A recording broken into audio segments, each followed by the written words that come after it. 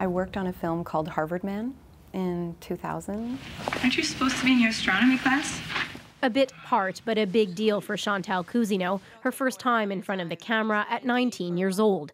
The director was James Toback. As they set up this camera right in my face, and he said, you know, action on the rehearsals, he started masturbating. And it was really obvious what was happening. He was wearing windbreaker pants and a black t-shirt, and he was rubbing himself over his pants. And the noise was very loud and obvious. And then I was working. I was doing my scene. The allegation has not been proven in court, but it was one of the first reported against Toback. More than 300 women have now made similar claims, allegations Toback denies. Police in Beverly Hills have opened an investigation after receiving multiple complaints. Okay, that's right. That's good. Behind the scenes on the Toronto set of Harvard Man, Cousineau says Toback ruled, and the trauma stuck with her for years. I started having panic attacks whenever I was in a working relationship with, you know, casting or directors, producers. I had a hard time breathing. Alan. So much so that her film career stalled. Cousineau moved into commercials where she felt more safe. Fast forward to now, the cascade of allegations against top Hollywood producer Harvey Weinstein led to the MeToo campaign, which opened the floodgates. Cousineau and other women started sharing their allegations against Toback, creating a sisterhood online. I was talking to 2 or 3 women who were disclosing to me a day for about 3 or 4 days. And then before you knew it, there was 38 of us. Strangers a few weeks ago, Cousineau and Hollywood star Selma Blair are now close. They've supported each other as Blair struggled with the thought of speaking out. I was frightened. I didn't want to be a part of this.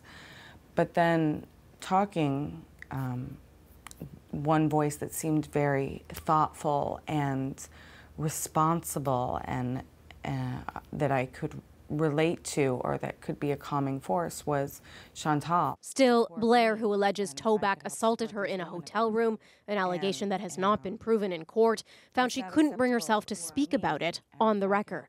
I was disgusted. I was really disgusted for so many years by it, disgusted with myself, the way he made me feel. But I did feel if I kept staying quiet. But no, I didn't want to be a part of this conversation. What changed her mind was the director's strongly worded denial of the allegations, both to the LA Times and to Rolling Stone, in this conversation recorded 3 weeks ago. This is just too stupid. I mean, these are people I don't know, and it's things I would never have done. It just gets the message out there. Unlike others, Cousineau tried to report what happened to her. That same day, she called her union. I called ACTRA in Canada, and I said to the woman who I was speaking to, the director I worked with today, he was masturbating. You know, like, can you believe it? Like, she goes, was it James Toback? And I was completely taken aback. I said, did someone call from set? And she said, no. We've had, 72 written complaints about James Toback's practices during the audition process over the last 4 weeks. And I was surprised, but comforted in the fact that I wasn't alone in the situation. And she said, I suggest you leave it. She said, at least you got the job. Let someone else fall on the sword. And that's awful. Did the union fail its members who were dealing with harassment? I can't say no. I can't say no, but I think the industry failed them. There were so many crew members and producers and everyone on set when that happened. Who failed her? Everyone saw it. ACTRA says it did send representatives to the set of Harvard Man after receiving a number of complaints. How many, they can't confirm. But the union says it couldn't do much more than that.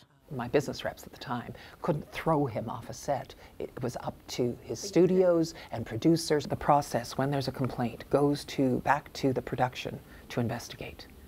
So they take their time. The union wants to fix that and is meeting with producers and directors to work on changing the culture. All welcome news for Cousineau. These changes are like in politics, sometimes it's a snail's pace, but it is moving.